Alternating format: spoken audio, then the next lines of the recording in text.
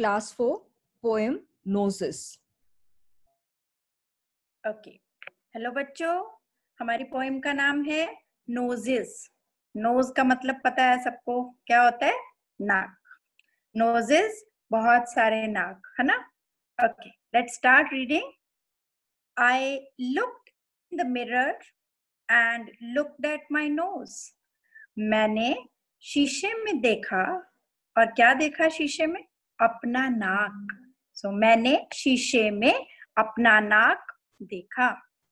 It's the funniest thing the way it grows.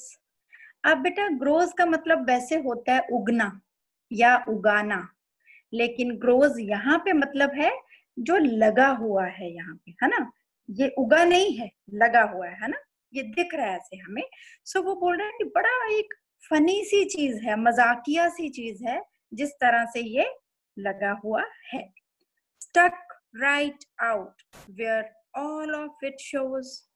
एकदम वहां पे है जहां से सीधा दिखता है, सामने से। with two little holes where the breathing goes। अब नाक के अंदर क्या है? हमारे दो होल्स हैं जिनको हम नॉस्ट्रिल्स बोलते हैं, और वहां से क्या होता है? सांस अंदर जाती है, बाहर आती है। तो बेटा, बहुत इंपॉर्टेंट ऑर्गन है हमारी बॉडी का नाक। सांस लेते हैं हम, इससे सांस छोड़ते हैं। ओके, आगे next para. I looked in the mirror and saw in there। अब फिर से शीशा देखा, ठीक है? तो मैंने शीशा देखा, और क्या देखा? The end of my chin and the start of my hair। अब यहाँ पे जो पोएट है वो अपने फेस की बात कर रहा है, ठीक है? स्टार्ट ऑफ योर हेयर, जो बाल सर पे शुरू होते हैं, और चिन, जो आपका फेस यहाँ खत्म होता है ना? फेस शुरू होने से फेस खत्म होने तक। And between their, so sir के बालों के और चिन के बीच में। isn't much space to spare with my nose like a handle sticking there। Handle होता है ना, दरवाजे का हैंडल होता है जिसे हम दबा के खोलते हैं, अंदर जाते हैं, बाहर आते हैं। तो बोल रहा है कि ये हैंडल के जैसा दिखता है, मुंह के एकदम बीच में लगा हुआ है, सामने सबसे पहले दिखता है हैंडल की तरह, बिल्कुल मेरे चेहरे के बीच में लगा हुआ। एक बार फिर से पढ़ेंगे second paragraph. I looked in the mirror and saw in there. मैंने शीशा देखा और यह देखा। The end of my chin and the start of my hair. मेरी ठुड्डी के अंत का और बालों के शुरू के बीच में। एंड बिटवीन देयर मतलब के बीच में। isn't much space to spare with my nose। जब मेरी नोज बीच में लग गई इन दोनों चीजों के, तो ज्यादा गैप नहीं है कहीं, है ना? like a handle sticking there, मतलब फेस तो हमारा सारा एक सीधा है, लेकिन ये बाहर की तरफ निकला हुआ है ना, तो इसको एक हैंडल मान लिया पोएट ने। Next paragraph. If ever you want to giggle and shout. अगर तुम्हारा मन कभी हंसने को करे और चिल्लाने को करे, and can't think of what to do it about, तो आपको लगे कि मैं कैसे हंसूं या मैं क्या करूं हंसने के बारे में, मेरा तो मन कर रहा है हंसने का। Just look in the mirror and then, शीशे में देखो और तब। नो डाउट, नो डाउट का मतलब होता है, डाउट का मतलब होता है शक, नो डाउट का मतलब कोई शक नहीं है इस बात में। You will see how funny your nose sticks out. तो आप देखोगे कि कितने अजीब से हंसने वाले तरीके में आपकी नाक वहां लगी हुई है। एक बार मैं पोएम ये फिर से पूरी पढ़ूंगी बेटा, लेकिन ये ना एक पोएट ने जैसे नाक को देखा और उसके बारे में पोएम लिख दी, लेकिन हमारी नाक बहुत सुंदर होती है ना?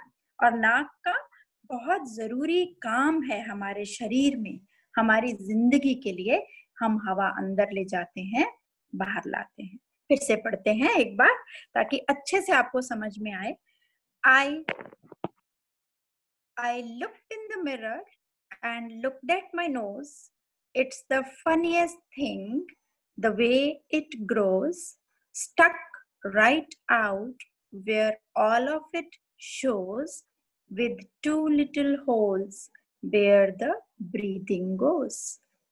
I looked in the mirror and saw in there the end of my chin and the start of my hair, and between there isn't much space to spare, with my nose like a handle sticking there. Last para. If ever you want to giggle and shout and can't think of what to do it about, just look in the mirror and then, no doubt, you will see how funny your nose sticks out. ठीक है, ये poem को आप एक बार पढ़ो, 2 बार पढ़ो, और जो शब्द आपको पहले भी दिए हैं वो भी, और अच्छे से इसके मीनिंग को जानो। और पोएम बेटा जस्ट फन के लिए होती है, ठीक है, फन है, फनी तरीके से पढ़ो, मस्ती करो और उसका मतलब समझो। अब हम वर्ड्स के ऊपर जाते हैं जो इस पोएम में डिफिकल्ट वर्ड्स आए। पहला, मिरर। मिरर का मतलब आईना या शीशा, जिसमें हम देख के अपने बाल बनाते हैं या जिसमें हम देखते हैं। फनीएस्ट, फनी होता है बेटा मजाक, और फनीएस्ट होता है मजाकिया। ब्रीदिंग, BREA, ये स्पेलिंग बेटा याद रखना, ये बहुत बार शब्द आएगा, BREATHING। ब्रीदिंग का मतलब सांस लेना। Next word, sticking, STICKING।